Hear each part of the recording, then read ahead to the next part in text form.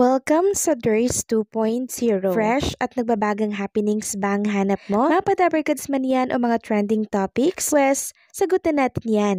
Kaya naman isubscribe nyo na ang ating channel para sa mga nagbabagang balita everyday.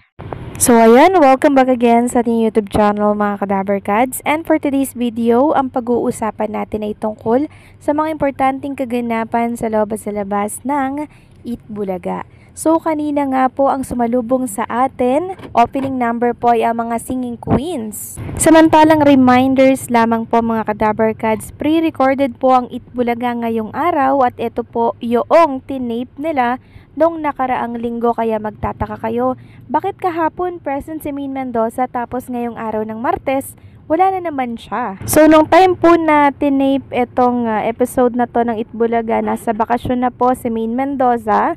Nasa London po siya kasama po ng mga Atayde family. And kung nanood kayo mga Kadabarkads ng previous update natin kanina, na itakal nga natin doon, nanonood po si Maine Mendoza ng concert po ni Chris Brown dito po sa London. Kaya naman kanina, ang sumalang po sa therapy mga Kadabarkads ay si Raisa Midison and syempre si Paulo Ballesteros kasama po ni Bossing Big Soto. Samantalang ang sugod bahay mga kapatid naman ay dito po sa Barangay 72 Zone 6, Tondo, Manila. And talaga namang ang dami na naman pong nagpa-register na Dabarkads natin sa pag-aasa pong sila ang mabunot at mapili po dito sa Eat Bulaga. Samantalang si Ma'am Pauline Luna Soto naman, Plenex po ang naging dinner nila kahapon kasama nga si Bossing Big Soto and syempre si Baby Tali. Samantalang congratulations naman sa ating mga Dabarkads na nagwagi po sa 53rd Box Office Entertainment Award.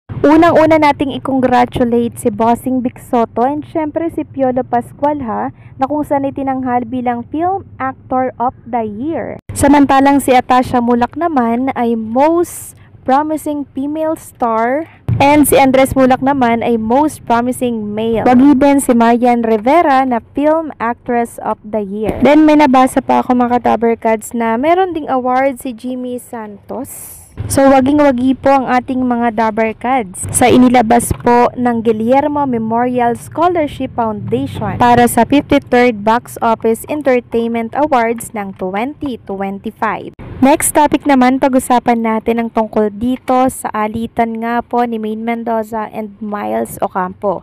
So, ang Maritas University po ay patuloy na nag-oobserba sa pagitan po ni Miles and Maine. Sabi nga dito, patuloy pa rin na naobserbahan ng netizen na madalas nang hindi magkasama sina Maine Mendoza at Miles Ocampo sa AV Studio. Ano nga kaya ang naganap sa pagitan ng dalawa? Abangan daw po yan sa Marites University. Then meron pa tayong nakitang write-ups mga Kadabarkads mula naman ito sa Filipino Star ngayon. So napansin din po ng Filipino Star ngayon mga Kadabarkads itong namamagitan po na alitan kina Maine and Miles Ocampo.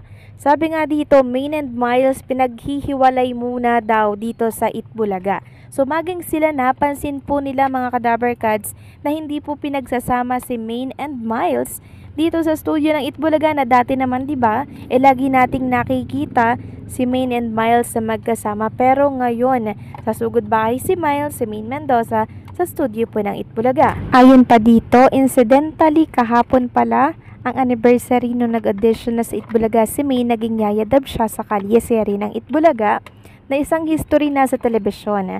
Kung ano man ang dahilan ng hindi pagkakaunawaan ni Maine at Miles, sigurado namang mayroong mamamagitan sa kanila upang muling bumalik ang magandang pagkakaibigan.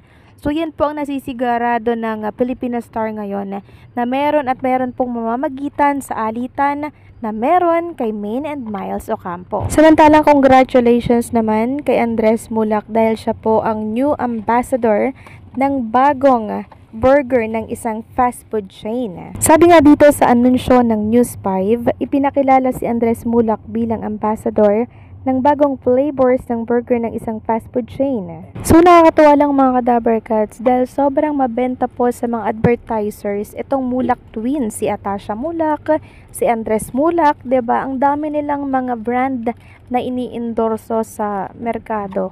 And mamaya nga po mga Kadaber Cards, reminders lamang po na itong si Atasha Mulak magkakaroon po ng media conference. Para po yan dito sa Bad Genius, per series po ito ng kanyang project. Sabi nga dito sa announcement, exam start soon. Kung handa na daw ba kayo mga Kadaber Cards sa pinakamaangas na series this 2025? Get ready for Bad Genius, the series media conference happening this June 24, 2025 via Facebook and TikTok live po yan. Hindi pwede ang retake dito, kaya take your seat and stay tuned sa social media account ng Viva One for updates. So ngayong araw yan mga Kadaber Cards, sa mga gusto pong mapanood etong media conference ng The Bad Genius, sundan nyo lamang po yung live sa Facebook and syempre sa TikTok meron din silang live. Samantalang kahapon naman mga Kadaber Cards, nagbahagi po si Boss Joey De Leon ng isang painting na may kaugnayan po para sa 46th anniversary ng Itbulaga. Sabi niya nga dito, 37 days before Itbulaga, 46th anniversary. Thank you Lord for all those fruitful years. So meron dyang mga sari-saring prutas na painting sa Boss Joey De Leon. And to all Daber Cards friends and followers, eat all you can daw mga Kadaber Cards. So pansin ko lang mga Kadaber Cards, parang sobrang excited po ni Boss Joey De Leon para dito sa 46 years anniversary ng Itbulaga. At dito pa ako mas na-excite sa mga may imbita pong mga Daber Cards natin para po dito sa kanilang anniversary.